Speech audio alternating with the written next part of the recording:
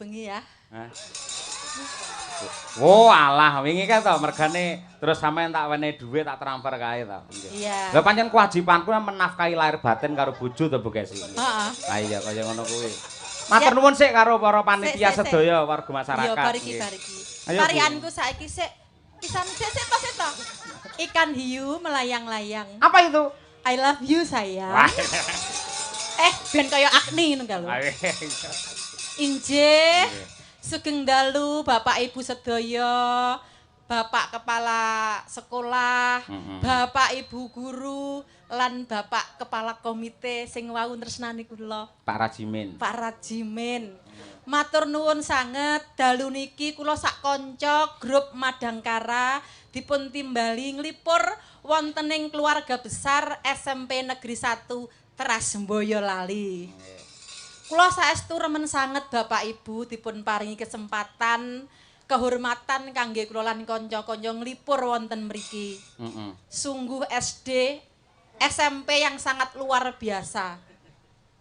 Kula tingali Boyolali niki kok nembe SMP Negeri 1 Teras niki nggih ulang tahun menggelar seni budaya apalagi juga menampilkan anak-anak siswa-siswi ingkang sore wau luar biasa berpotensi Bapak.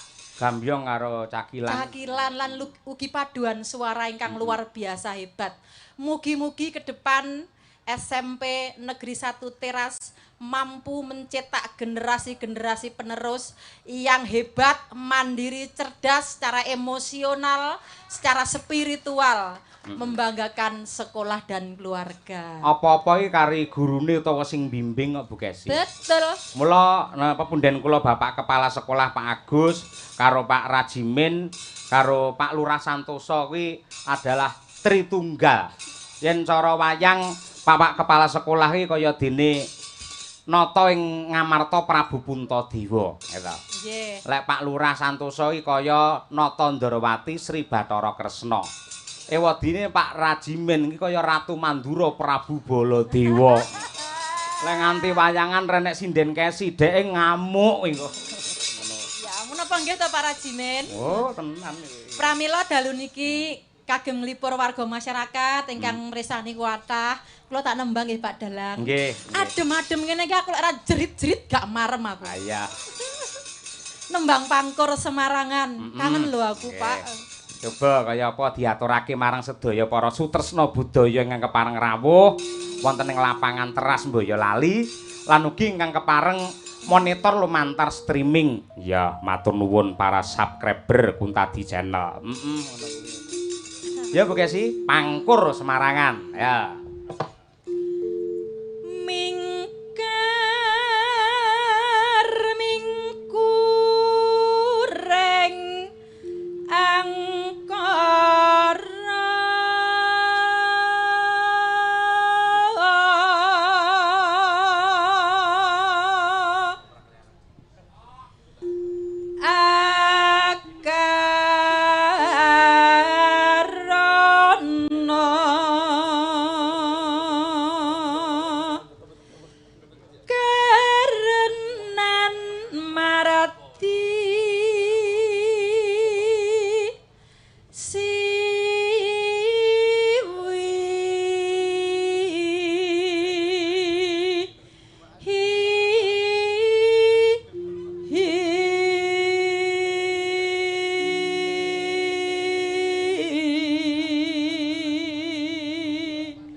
Hati-hati ora kaya sik muda sik prawan biyen. Iki rada sepuh iki ngambah nada tinggi. Aja lali konsentrasi penuh nyebut asmane pangeran, gedruk bumi ping 3. Ayo.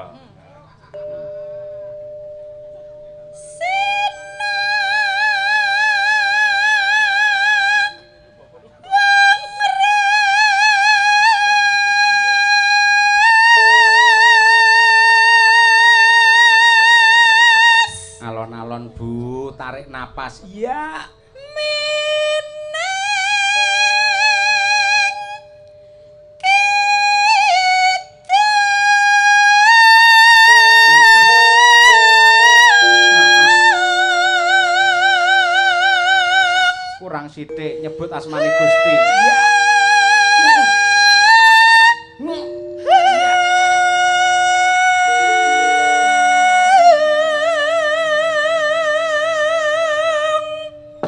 Alhamdulillah wis lair lanang, Nduk. Ha iya.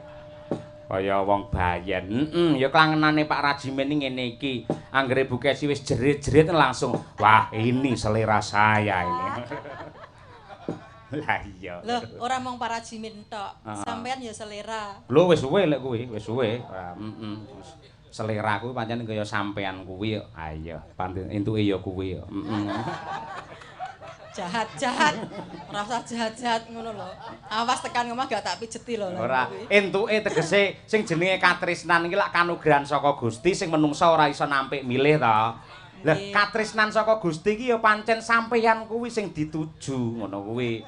Mula yen nadyan akeh piyayi putri sing ayu rupane ning nyatane sing bisa ndongkel katresnan jati ingkang tumanemaning tumtuming jejantungku ya mung seorang Sukesi Rahayu ngono kuwi. Pret, ora percaya. Loh, pemirsa sakmene iki kulino mresani YouTube. Nggih napa mboten, Pak? Mresani Pak Cahya Gandrung kalih sinten, Pak? Lah dalah. Pak, ngono kok omong-omongne nang kene. Ha iya. Bisa tukaran tekan ngomah. Ha iya. Ora ngono iki lak gimmick kebutuhan panggung. Nyatane ya ora bakal ana rena-rena. Iki ning panggung tok bar kuwi nggih mpun Pak, mboten enten napa-napa. Dugi griya nggih kula kalih Bu Kesi, terus nang iki leren bareng, terus istirahat bareng, bubuk nggih bareng. Engko jam 12 awan tangi nggih bareng. Ning kok capo mendhi pringis luwe mergo renek sego. Ha iya. Mergo kabeh turu. Kaya ngono kuwi ora masalah. Ya, ngono pilihan. Pilihan terakhir. Ayo. Sing paling apik ngono tegese iki ora. Marah lho aku nggo, marah tenan lho. Aja. Ayo. Monggo sayang, ayo.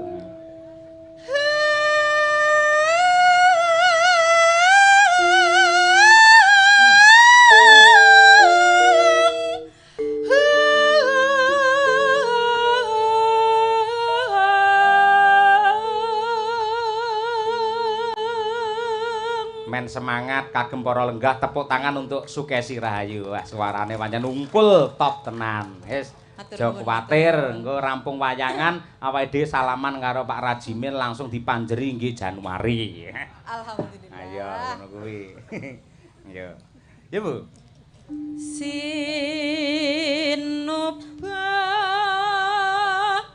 Sinukara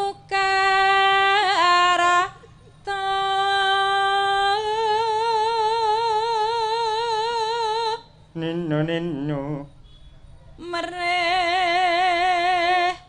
kratarata pagertine ilmu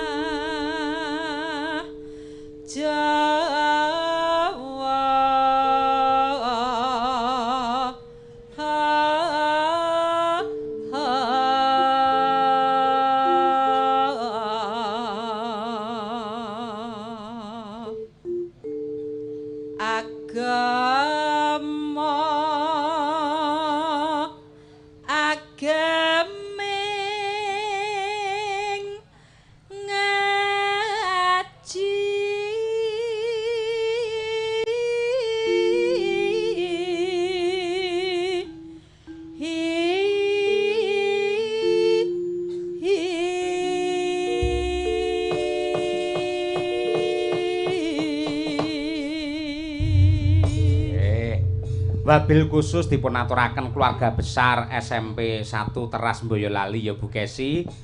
Ndak kekudang tetap menjadi sekolah yang hebat. Sekolah hebat. Sekolah hebat ki piye, Mak? Sekolah hebat tidak hanya menerima siswa baru yang berpotensi untuk mengangkat sekolahnya menjadi berprestasi, namun mau menerima calon siswa yang lemah dan dicetak menjadi generasi yang gagah sehingga sekolahnya menjadi indah, megah dan penuh dengan barokah. Itulah sekolah yang hebat. Iya. Bajute apa? Mawar kuning nggih? Nggih. Mawar kuning ya. Ini juga doa untuk keluarga besar SMP 1 Teras Boyolali. Mawar kuning, mawar adalah bunga yang indah dan juga harum, kuning adalah emas. Semoga dengan ulang tahun SMP Negeri 1 Teras Boyolali tetap harum dan indah menuju zaman keemasan. Amin ya rabbal alamin. Mawar kuning dados, yuk.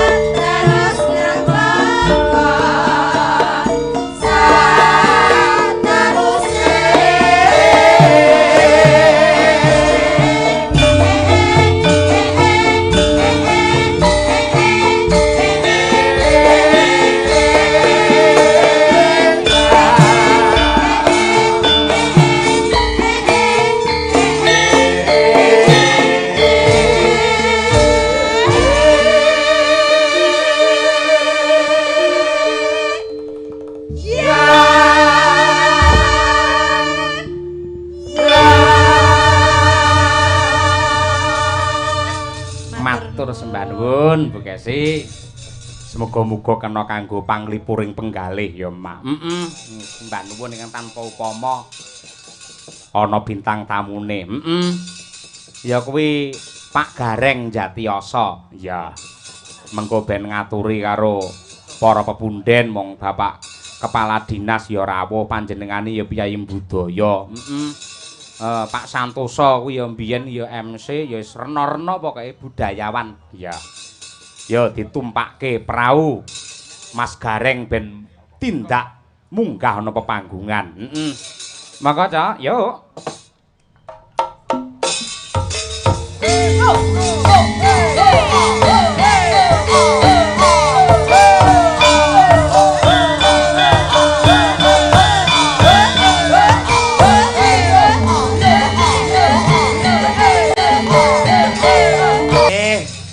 Kelane gareng kok. Wae Bagong. Bagong Mak Cange. Oh, nggih. Nggih, ngaturaken wilujeng dalu. Assalamualaikum warahmatullahi wabarakatuh. Waalaikumsalam, Mas Mas Bagong. Cange, Mbak Limbu. Nggih. Alhamdulillah. Dredeg kula begini iki. Lah napa? Saged nderekke panjenengane Pak Cahyo Kuntadi iki gek munggah, gek ora, gek munggah, gek ora.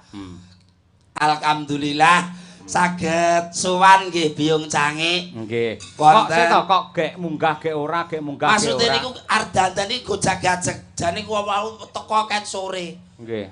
Ajeng ndereke panjenengan wonten pondokan kula kliteran mubeng sangke arep golek parkiran ki ora etuk. Dualane sami padha buntetet. Nggih. Menika kebak warga teras sak kiwa tengene nderek bingah. Nggih. Dalu menika marak sowan keluarga ageng SMP 1 teras nggih Mak Cange. Dawuh leres. Nggih menika dalu kalodhangan ngawontenaken hari ulang tahun SMP 1 teras ingkang kaping 47. Leres. Muga-muga tambah sukses. SMP Teras menciptakan murid-murid yang handal dan jenius. Lan muga-muga guru-gurunipun pikantuk rahayu pinaringan sehat sedayanipun. Lumebere warga sak kiwa-tenengipun Teras saestu dados warga ingkang napa ingkang dipun citak-citaken saged kasembadan. Amin. Ya Rabbal Wah, alamin. pripun Mak Cange sehat keluarga? Nggih, pangestunipun sehat walafiat. Alhamdulillah. Wah, kula niku ndeloki jenengan kalian Bu Kesi kok rasane niku rada kaya Mary lho, Mak Cange. Lah sebabe pripun? Lah kula duwe bojo nang omah sita wae minggat iki. Sik to, ngene kan mesti ana latar belakange, ana masalahe.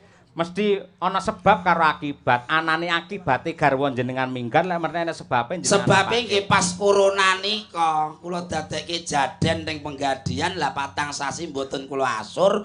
Lah ki rezeki lesing. Nggih. Lah nggih bablas sak yaketen ora etuk. Nggih. Alhamdulillah mboten dados napa mungkin nggih kula nak kepengin nggih tak tumbas ngoten nggih. Kok iso tumbas kaya barang mawon jenengan. Lah sakniki lak enten to jajan manusia niku lak pirang-pirang to Mak Cange. Ning nadyan ngoten lak mboten angsal. Oh ngoten niku mboten diparengaken nggih. Mboten pareng. Alhamdulillah matur sembah nuwun. Saderengipun kathah-kathah kula matur sembah nuwun kagem Bapak Komite Pak sinten wau kula kok kesupen mandaran. Pak Rajimin. Pak Rajimin.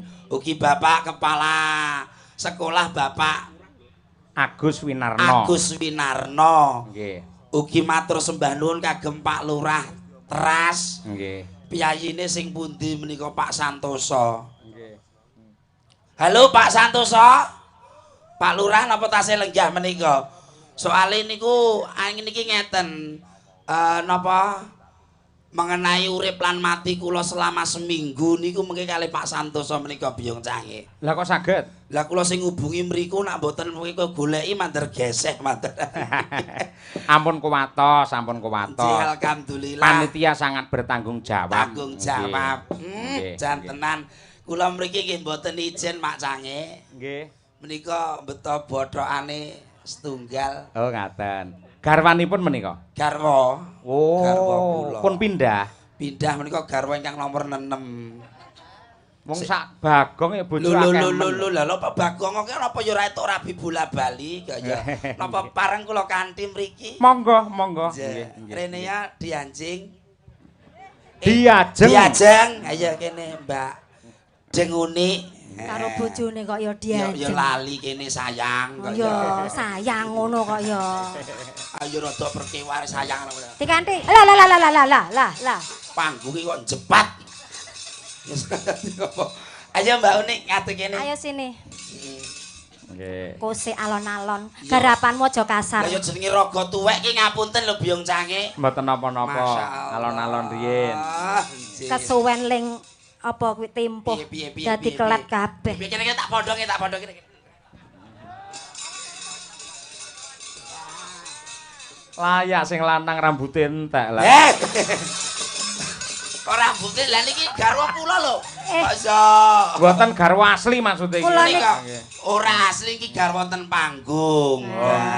Dicethake. Ngaturaken wijeng dalu sayangku cintaku Lajeng dalu Kang Mas Bagong sayangku. Bengi iki pokoke anu aman to? Aman. Ora enek gangguan Ora eneng wis los pokoke men. Lah bapak ora melu bapak. Bapak nah mene iki ora ngerti. Ora ngerti. Ora ngerti. Berarti nak jam-jam yahene iki piyayine ora roh apa-apa. Ora ngerti. Tenan. Tenan. Aman. Aman. Alhamdulillah. Iya. Saged derekke Pak Cahyo Nggih. tadi.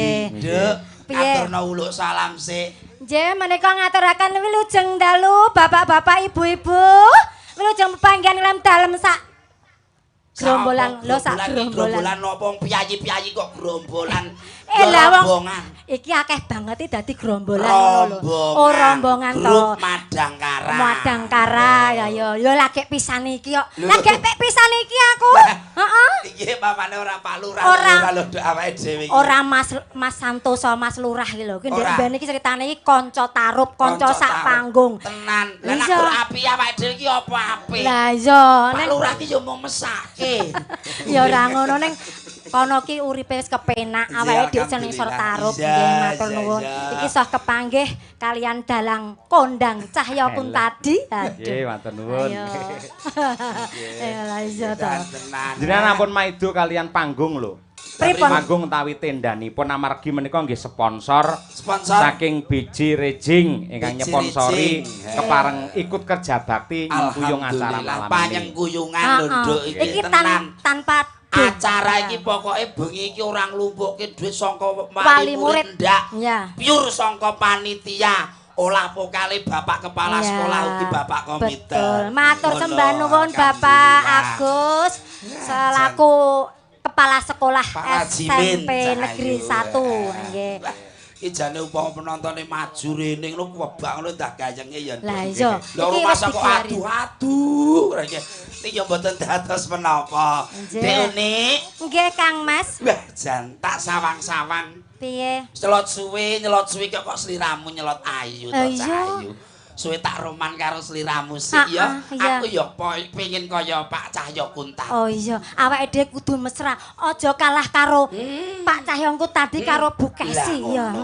Heeh. Awake dhewe kudu mesra. Kudu mesra. Kudu. Bisa. Kene. Piye-piye? Ngapunten nggih, Pak.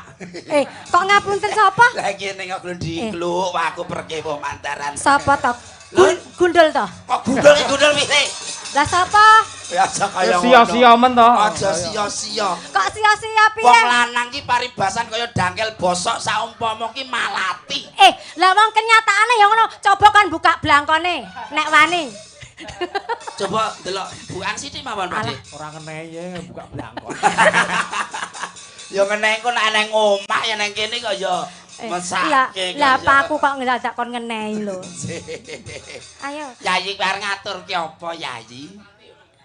Apa ya? Oh Manasati ora ku los kok wis ra dirasa marane. Ayune tumpuk undung.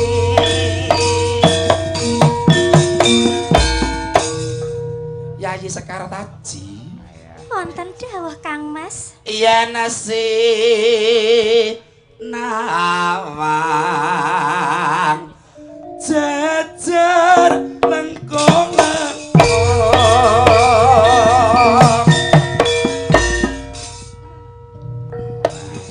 piye Dek nak ngene iki Dek? Lah nek ngene iki Ora apa-apa ya Dek. bebojoan tenan yo. Bebojoan tenan ki ngene iki lho Dek. Kok de to? Pak Deku kok Oh Pak Demu to. Asak solai kandas luas marati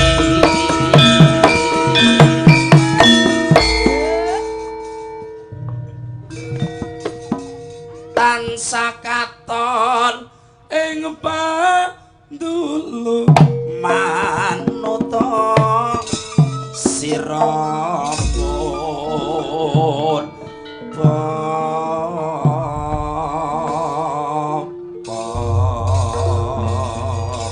Yayi garwanipun Kakang Yayi. Wonten Wonten dawuh Kang Mas. Ora kalah karo Pak Cahya Kuntadi. Heeh Kang Mas. Awake dhewe ning pepanggungan ya iso reroman kaya mangkene Yayi. Kok roman yo garapanmu sing halus to Kang Mas? Iya pancen wis kahanan 2 taun ra kambon Cahya. Sing lanange karo lungguh ndingkluk karo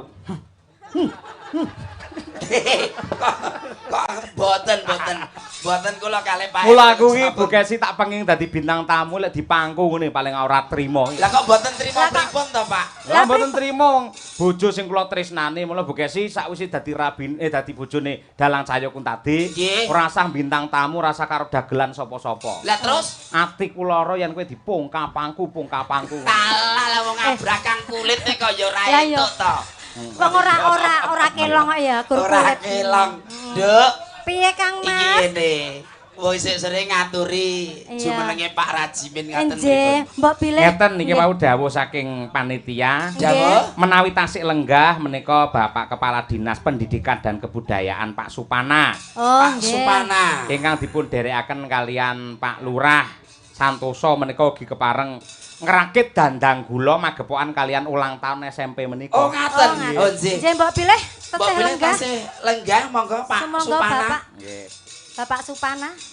Monggo katuran pinarak jumeneng wonten pepangguan. Nggih. Pripun Pak?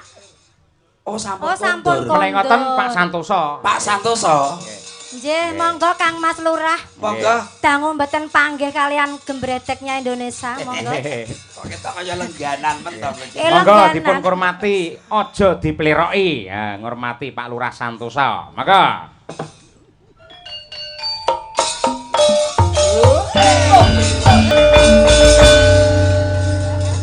Matur nuwun Mbak Limbo, Nggih, sami-sami Pak Lurah. kula ditimbali. Nggih. Niki iki mundi dawuh saking Bapak Dr. Andes Haji Rajimin MBA. Nggih. Kula parikedah nderek dateng pepanggungan. Jane ngoten mboten iso. Nggih, mrica-mrica kecut sak uni-uni nggih, pangapunten. monggo. Wah, mboten lek panjenengan Tetep niku ngeten. MC kondang, Nggih, seniman niku leres, kondang. nggih. Mung sambene dados kepala desa ngoten mawon. Kaya mboten ngerti jenengan kula, Pak. Nggih, nggih. Pun melalang buana ngoten. Isin kalih Mas Taslim. Lah napa wong niku senenge gawe ngisin-ngisin kok. Lah kok sini-sini kepiye to? Lah iya, kok isen karo kene-kene ngisen-ngisen ke lho senengane lho. Yo aja kaya ngono ki garwasine ora edimu lho rumangsamu Oh, kok kaya neng- ngono. neng- Aku yo ora iso nrimake nek kaya ngono kuwi ni. Kok ora iso? Ngasih Pak Trasne mbok unek-unek ning panggung aku ora trimo aku. Neng panggung iki aku iki ibarate bojone wong sakmene iki. Oh. Neng kene iki ora nek bojo-bojonan. Iya. Oh iya berarti nek panggung menika Pak Santoso Nggih. garwane wong akeh. Lah iya. Mbok menawi kanca-kanca sedulur sedaya penonton monggo ngrasakaken bojo menika monggo Pak. Aja Digilir ngawur. setunggal-setunggal monggo. Leres kendianipun anu Mbak Limbo. Nggih. Mas Taslim terus pucet. Nggih. Nggih. Nggih, ngaten menika kula kalian Mas Aslar menika kaleres Mas Aslar menika nggih dwija wonten MTS Negeri Teras. Nggih. Rekaipun napa anu orek-orek sithik dandang gula ngaten. Oh ngaten nggih. Menika kalih pangkur ngaten mengke kan ngaturke nggih mengke sak gatuk-gatuk kula atur. Tetep sae kok. Suarane Mas Santoso iki jos. Mboten. Oh, saene jarike lho Mas. Oh. Alah jenengan iki ya. Alah, Kak, apik nek ora jarik, isine jarik. Lah. Maksudnya celana. Celanane. Kok jero barang lho. Taslim. Merdeka kok ya. Monggo Mas Santoso.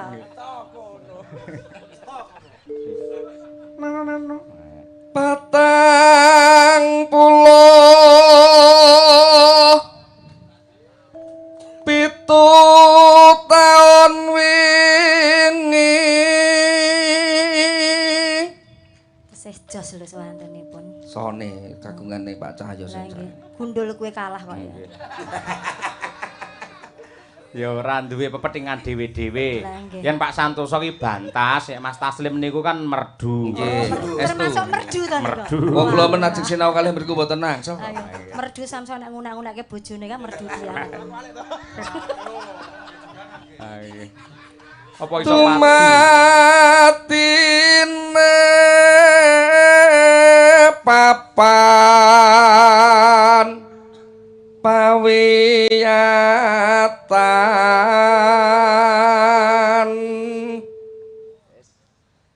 SMP siji terase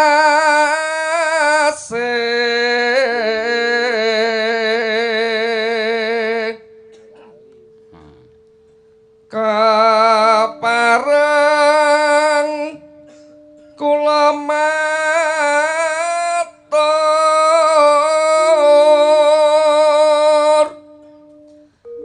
mugi-mugi Gusti ngijabahi.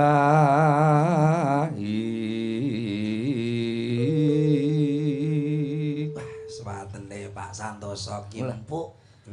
Ya empuk ae. Jenenganku ngece. Kok ngece pripun saesti empuk lho, Pak? Saniki nang kula ajar Mas Taslim ra entuk ki suarane ra karu-karuan. Kok ya ora entuk niku wonten apa? Samulang kesaing jajak. Oh alah, tetep sae jenengan kok ya. Sanjenengan pun dados lurah sakniki ku gur yoga ya. Pengen ngono piye, Mas? Wah, jan sing kakung jan inallah tenan lek kuwi. Mangga Mas Santoso. Wilujeng ngambal warsa langgenga satu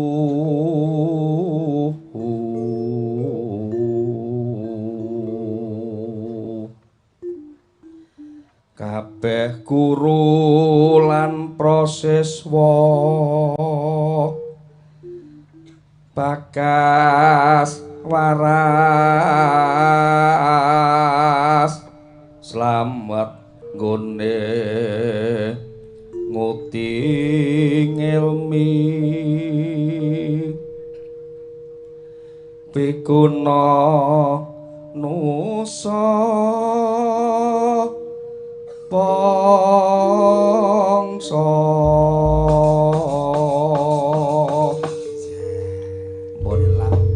Sampun dandang kula mawon.